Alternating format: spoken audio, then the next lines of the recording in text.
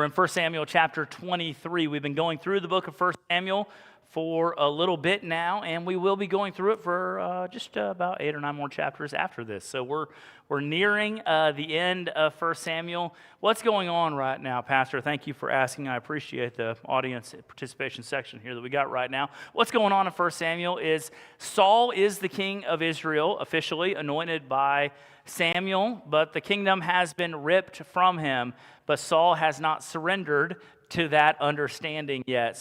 Samuel told Saul that you will not be king any longer. Your children will not be kings in the future. This is the end of the line for you because of sins that Saul had committed. There was another king who was anointed in waiting. So this is the king to be, and that is David. David, the young man, the man who slays Goliath, the man who is the armor bearer for Saul, playing the harp for Saul. He is identified as the next king of Israel. Saul gives his daughter, one of his daughters, to David to marry. So David is in the royal family by marriage. And Saul has decided that David is going to be king. I don't know how he figured that out, but it was clearly evident to enough people around him. And so he began to seek to kill David. David is on the run. He's fleeing from Saul, and he finds himself out in the woods surrounded by about 400 people who are also not on the good side of Saul. And we pick up in chapter 23. David is out there in the woods somewhere. It says, "Now they told David, 'Behold, the Philistines are fighting against Keilah and are robbing the threshing floors.' Therefore David inquired of the Lord, 'Shall I go and attack these Philistines?' And the Lord said to David, 'Go and attack the Philistines and save Keilah.' But David's men said to him, 'Behold, we are afraid here in Judah. How much more then if we go to Keilah against the armies of the Philistines?' And David inquired of the Lord again, and the Lord answered him, 'Arise, go down to Keilah, for I will give the Philistines into your hand.' And David and his men went into Keilah and fought with the Philistines and brought away their livestock and struck them with a great blow. So David saved the inhabitants of Keilah. And when Abiathar, the son of Abimelech, this is the new priest, had fled to David to Keilah, he had come down with an ephod in his hand. And now it was told Saul that David had come to Keilah, and Saul said, 'God has given him into my hand, for he has shut himself in by entering into a town that has gates and bars.' And Saul summoned all the people to war to go down to Keilah to besiege David and his men. And David knew that Saul was plotting harm against him. And he said to Abiathar the priest, 'Bring the ephod here.' And then David said, 'O Lord, the God of Israel, your servant has surely heard that Saul seeks to come to Keilah, to destroy the city on my account. Will the men of Keilah surrender me into his hand? Will Saul come down as your servant has heard? O Lord, the God of Israel, please tell your servant.' And the Lord said, 'He will come down.' So David said, 'Will the men of Keilah surrender me and my men into the hand of Saul?' And the Lord said, 'They will surrender you.' And David and his men, who were about 600 at this time, arose and departed from Keilah. And they went wherever they could go. And when Saul was told that David had escaped from Keilah, he gave up the expedition. And David remained in the strongholds in the wilderness, in the hill country, and of the wilderness of Ziph. And Saul sought him every day, but God did not give him into his hand." Sorry about that. So what's going on here is real simple. David hears there's an Israelite city that's being attacked and abused by the Philistines. Now, whose job is it to take care of Israelite cities who are attacked and abused by Philistines? Anyone? Saul, that's correct. The king of Israel is supposed to fight on behalf of Israel. So when there are enemies from abroad coming over, he's supposed to lead the armies of Israel to go and to protect those people. That's what the king is supposed to do. The king was not responding to the trials and tribulations of this specific town. We don't know all the reasons why, but it's largely because his focus was not on fulfilling the kingly task. His focus was almost entirely on killing the future king of Israel. That was like the only thing he could think about. When he woke up, he thought, how can I kill David? Sir, there's people invading our lands. How can I kill David? Sir, our cities are being attacked. How can I kill David? He was all sorts of confused about what he should be doing. David hears that the city's under siege. David knows that they need a deliverer. And so David inquires the Lord, should I go and deliver this city? And God says, yes, go. People are a little scared. His warriors are a little scared because when you expose yourself, not only are you exposing yourself to Philistines to kill you, you're exposing yourself to Saul as well because you've been in hiding and now you're out in public fighting. So David goes to God again and says, God, are you sure that we're supposed to go? And God says, go. I'll give them into your hand. And so he goes and he whoops up on the Philistines, kills some Philistines, takes their livestock, gets the city back. He's the hero of the city. You can imagine the city's response to this man who rides into town with 600 raggedy warriors and drives off the oppressors. There's going to be feasts and there's going to be parades and he's going to be honored above all other people. And when Saul hears that David is in the city and he has saved this city, he knows David has found friends there. They're going to love him. He's going to be there and we can besiege that city. And when you siege a city, what you do is you cut off all the supply lines of food to come into the city. Typically, ancient cities, they were walled in, and the residences would be inside of the walled area. And if you left the walled area, that's where the fields and the herds and everything would be kept. And so if you surround the city, there's no food that gets into the city. Even the food that the city grew was outside of the wall. And so Saul said, I'm going to go siege that city. Now, this is an interesting thing, right? This would be like, I don't know, Texas makes the U.S. government mad at times. I've heard this before on the news. It would be similar to United States government setting up roadblocks across entryways into the state of Texas to keep commerce from flowing into the state of Texas because there's something in the state that they're trying to drive out. Right? It would be an active attack, an active aggression against their own citizens.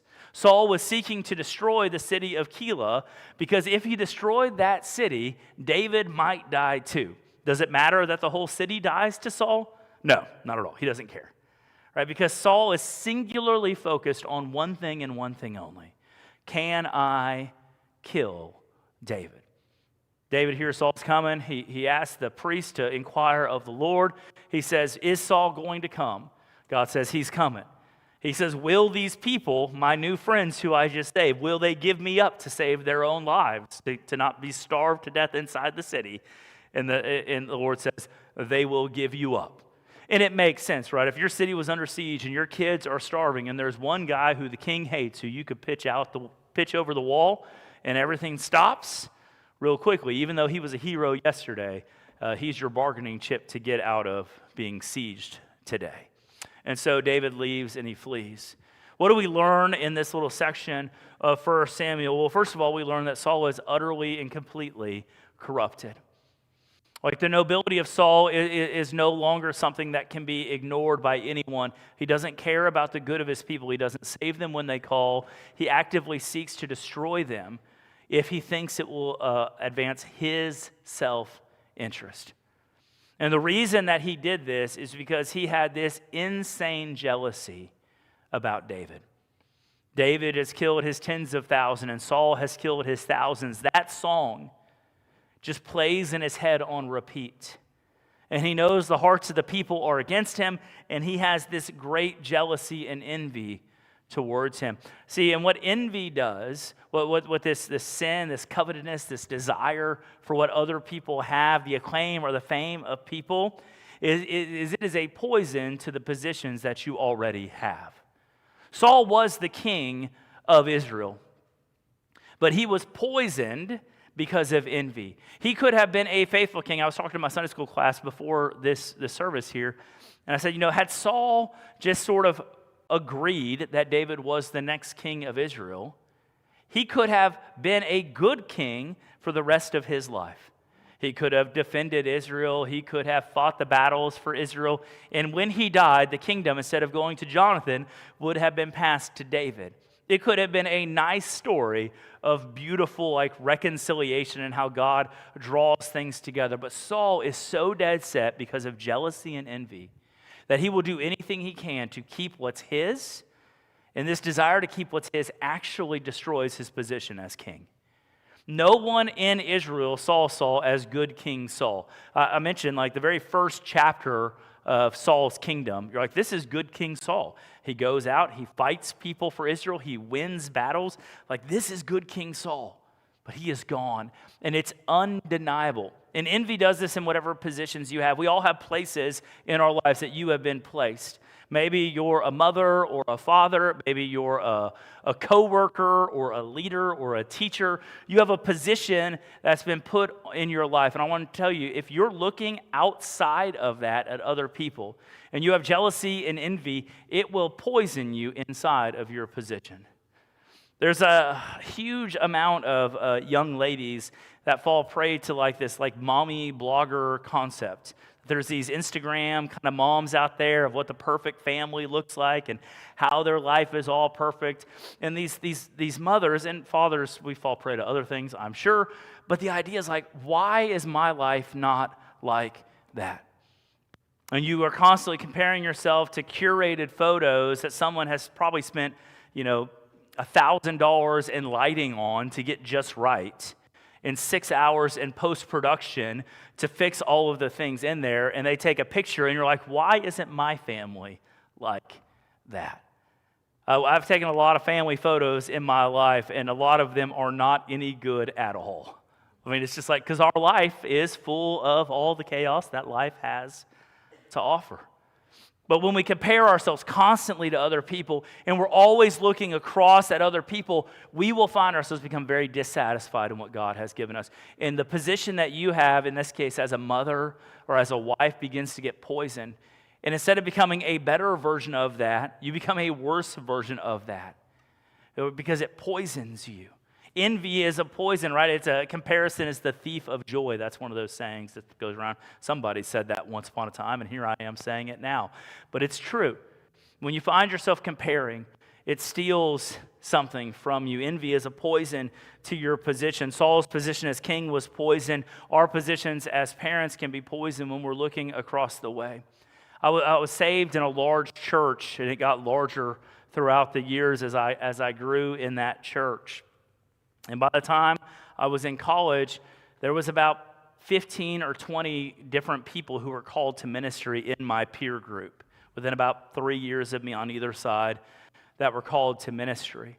And there was a couple guys in there that were absolute rock stars. I mean, like, you looked at them and they had everything. This is not me, by the way. Like, they had everything going for them. And I brought one of them in, my first youth ministry. I had 20 kids come to a Disciple Now. And so I bring one of these guys in who I just absolutely, he was a peer of mine, but I just admired his gift. He could speak, everything came out really good. Sometimes when I speak, the words don't come good.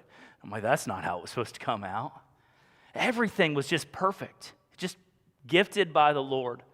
Tremendously blessed. And I had him come and speak, and he had just been in Florida at a big evangelistic conference. I think he said he had just spoken to 10,000 teenagers. And then he came to my little church in Livingston, Texas, and talked to 20 youth at my little Disciple Now weekend. And I remember thinking, man, I wish I had just a little bit of that.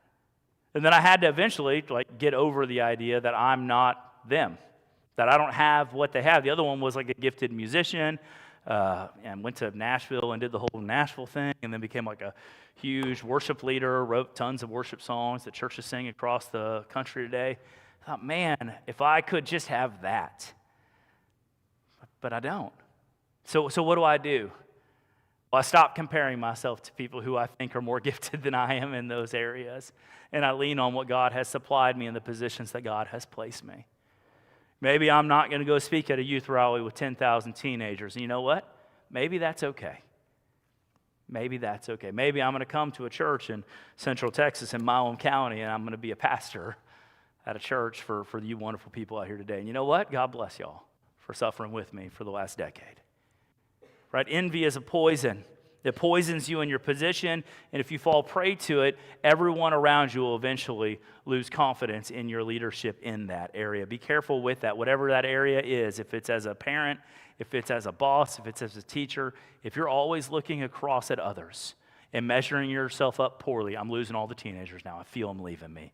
Yeah, it's like mass exit.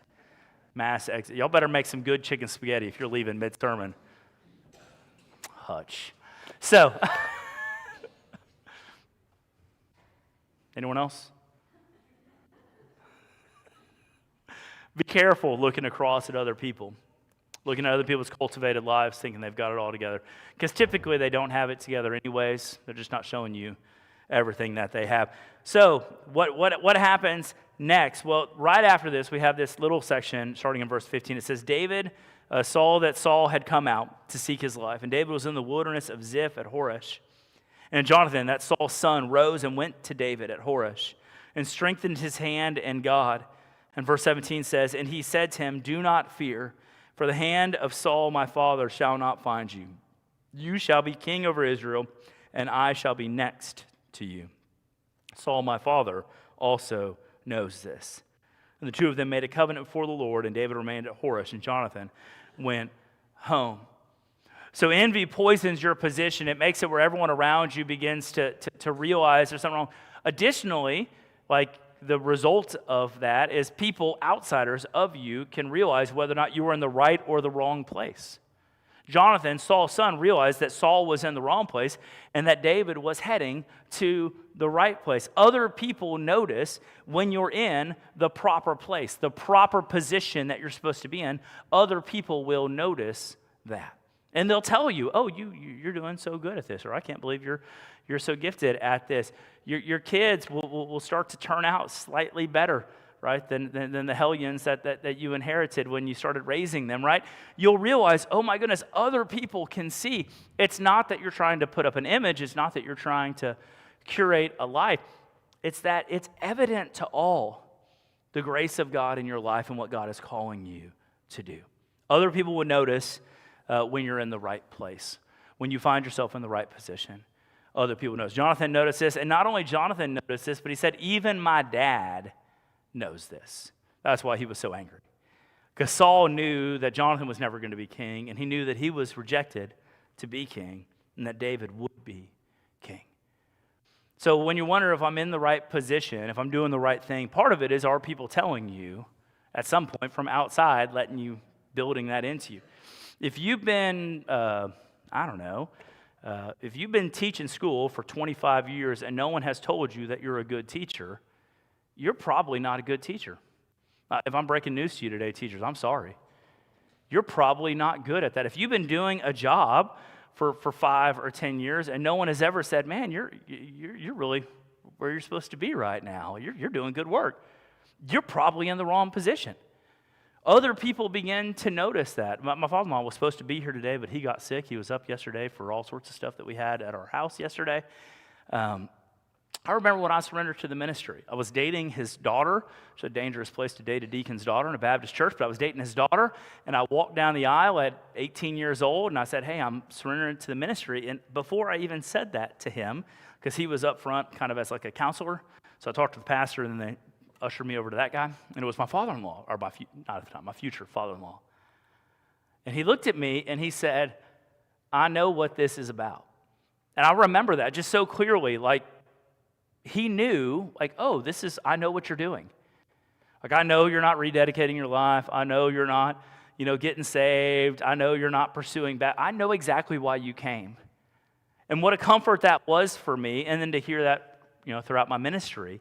It's a comfort to see when other people notice that you're in the right place. No one was telling Saul that anymore. Everyone was telling Saul, yeah, buddy, you may not be in the right spot anymore. But other people were telling David, recognizing you're in the right spot. Keep moving. God will get you there. And let's read the last little section here. I'll summarize a little bit. David is out in the woods of Ziph, and the Ziphites around there decide, hey, harboring a fugitive may not be in our best interest.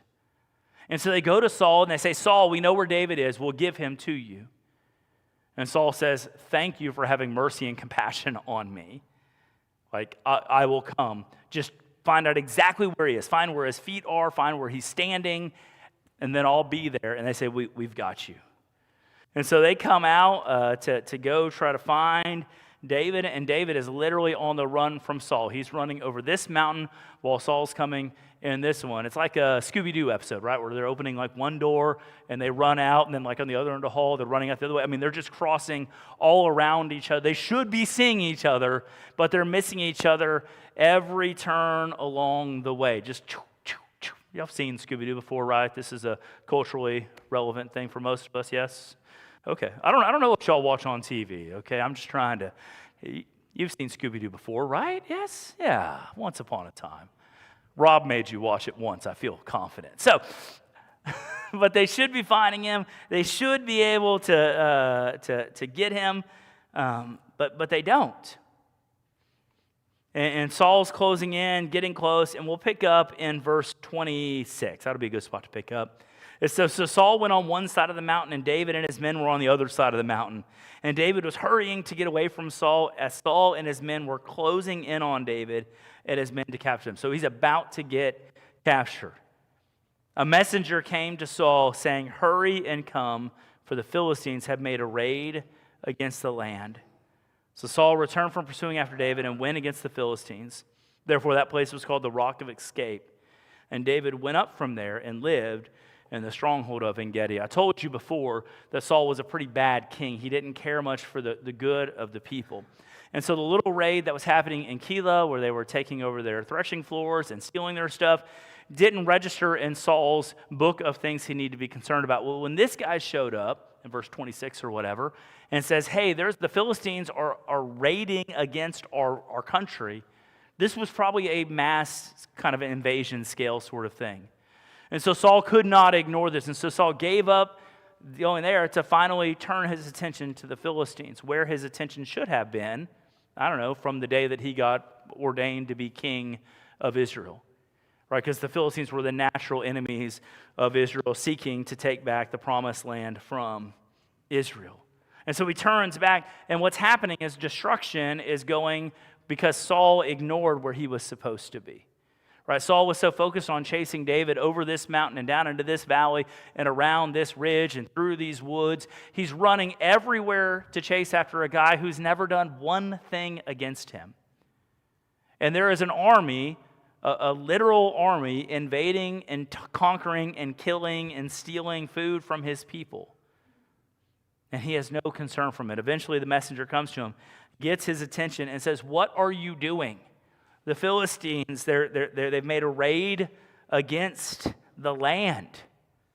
You have to come." And so Saul finally, for a second, gives up this fruitless ambition of killing David and seeks for once the good of the people. Envy will distract you from what it is that you're supposed to do. And when it distracts you, suffering will inevitably follow. This is the problem with the world that we're in right now. Envy will draw our eye and we'll say, man, I wish I could be that. This is when I go back to my ministry call and I look at those men who were around me. And I remember I talked to my wife one day specifically about the guy who could speak, because I never really fancied myself as a person who could lead worship in a way that would drive churches to do anything. But I thought, man, I should be able to speak. It's just talking. It can't be that hard. Why is this guy so good at it and I'm so okay at it? Right? What is the difference between me and him? And so I remember kind of pouring this out to my wife, and she's like, well, he is a good speaker. And I'm like, that's not helping any right now, sweetie. Right? And we talked for a while, and eventually just kind of calmed me down. And I realized, like, I have things that I was responsible for. I was leading like a college ministry at that time. This is early ministry. And then when I was in youth ministry, like, serve the people that God has put underneath you. Don't be distracted, because if my whole life was about building, and I think there are pastors whose whole life is about building a brand. I'm going to build a brand to reach people online, and you guys are just kind of a stepping stone to get where I need to be. Well, you're going to feel stepped on. You're going to feel the pressure of the pastor trying to boost his profile off of your life story. And you know, when you called me a decade ago, you didn't call me to step on you. You called me to pastor you. Care for you as you go through life, to walk with you, to lead you as best I can and direct you. It's what I'm supposed to do. But if I'm looking everywhere else, I think, man, if I just built this, and if I just wrote this book, and if I just did this, then my influence would be so much greater. And it distracts me from what I'm supposed to be doing, which is honestly like caring for you as your pastor. And I have to remind myself of that I'm not called to be the pastor of the United States of America. I'm called to be the pastor of First Baptist Church Rockdale. You're my people, and I love you. And so like when I was in the nursing home yesterday and I'm talking to Jerry Offield, like it reminds me, like this is where I'm supposed to be. Or I'm supposed to be sitting next to the bed of a 94-year-old saint who's prayed for me for 10 straight years. And I'm supposed to walk with her through this period of her life. But if I was living in that envious state, I promise you I wouldn't be in that nursing home. I'd be somewhere else, doing something else, making a mess of everything else around me. Guys, envy distracts us from what you're supposed to do, and suffering will follow. The nation of Israel was suffering because Saul's envy for David, his desire to kill David.